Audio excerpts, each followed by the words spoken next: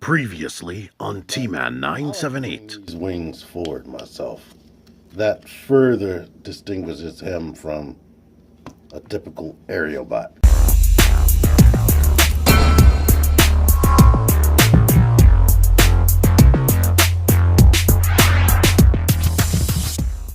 T-Man 978, chill review, baby.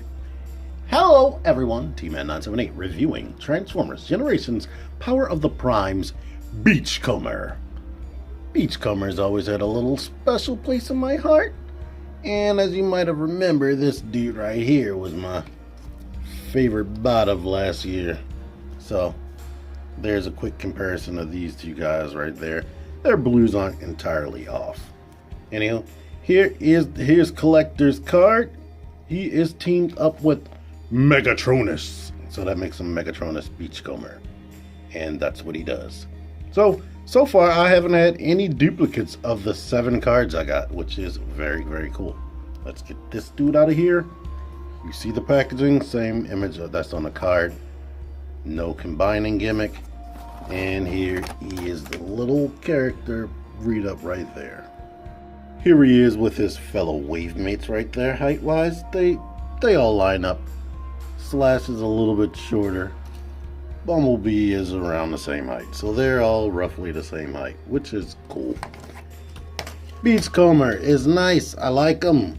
He's a little bit more thick than I remember him being in the cartoon.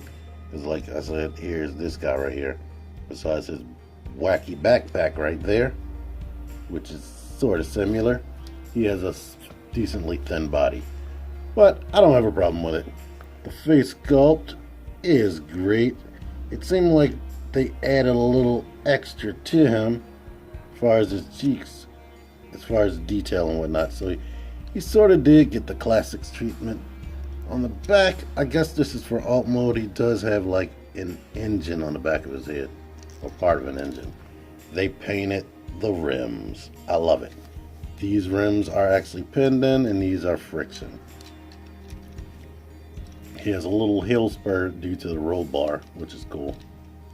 And it has a surprising amount of paint, really. But articulation, the head just rotates, it's not a ball joint. Shoulders can go all the way out, and of course swivel. So it looks like it will be hindered, but it's not. Ball joint right there does what ball joints do. No rotating wrist, you see what that looks like. They painted the hand.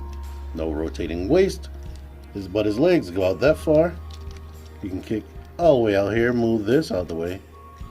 You can get the full split. He has thigh rotation, awesome.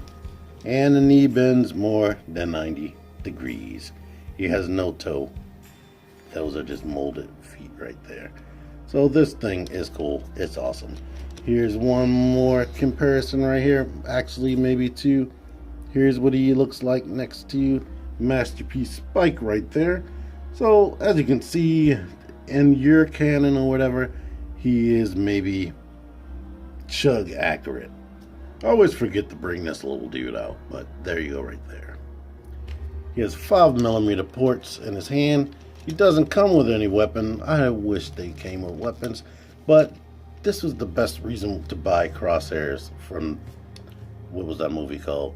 Age of Extinction. That's what he looks like with a gun. Transformation.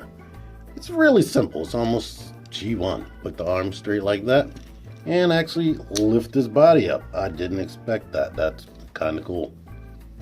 Now we can rotate these forward, peg the legs together. Actually, at this point, we can peg the arms into the sides right there and rotate this forward. You might as well just wait to peg the legs together. With that forward, we can bring this into place, and basically he's transformed once you fully get that into place. And I didn't mention, he doesn't have a stand port on his butt like most figures have due to the way he slides out right here. They couldn't accommodate for that, but they did put a little stand port right there. And I'm thinking you might be able to put swoops gun right there. I wish they would have gave him just a little bitty gun to put in there. That would be cool. So as you can see, he does roll well, and that's nice. I'm gonna be honest with you, this right here, it's grown on me, but I didn't like the extra gray space right there. I wanted the arms to actually touch this. I mean, technically you can do that, but you have to break the roll cage. So you just push that back up and it does that, but now the roll cage isn't accurate. Through an odd little coincidence, Arcos' little third-party gun actually does fit inside of his port right there. So if you got this little third-party gun, it can fit into these ports on him. So that is cool that you can, an unofficial product does work with him. I wonder if Hasbro did that on purpose, or I don't know. It's a happy little coincidence. Here he is next to his Wavemate bots.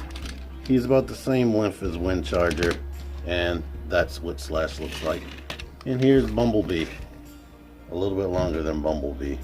If you pull the roll bar back, you can put a little Titan Master or a Prime Master and put him inside of Beachcomber right there as a pilot, or you can go ahead and put Spike in there, Masterpiece Spike. And they have third-party versions of these guys, because the only way you can get Spike is to buy a whole Optimus Prime, and Optimus Prime is $160. So yeah, no. What does he look like next to Arcos? Well, here's a picture I found on the internet because I don't feel like transforming him. Two things I almost forgot. Thank you, Nathan Simmons, for supplying this. And this right here. I don't like that. It's a big hollow cavity in the back of him when you have it transformed correctly.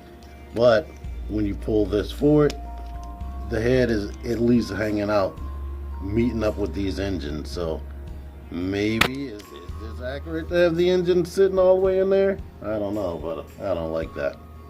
But I like everything else about him. Transformation is simple and easy, just like the actual G1 toy. And I used to love that with G1. The mini bots used to be my favorite things, and that's probably why I have so much nostalgia for these Legends Class figures, because I can transform him in friggin' 4 seconds, as you just saw. And I love being able to transform the original Bumblebee, like have him as a robot and then like squash them together real quick and act out action scenes, and he's transformed in like 2-3 seconds. I can't do that with this guy so much, but you can sort of get away with that with this guy. The only thing holds it up is pulling this roll bar together. If you didn't have to do that, it would be easy. But I like the way they use this as a hill spur, and he's just cool. So definitely I can recommend him, just like I can recommend that guy, and I can recommend this girl to a lesser extent. Anywho, if you like this video, let me know by actually clicking on the thumbs up button. Let me know in the comments. Subscribe. Click the notification bell. Follow me on Instagram. I put a lot of pictures on Instagram, and it's stuff that I don't put on YouTube.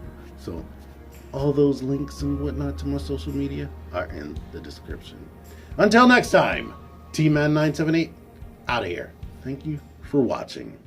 Click the videos. Click the videos, baby. Click the videos. You should really click these videos. Click the videos. Click those videos, baby. Click the videos. You really should click those videos. Click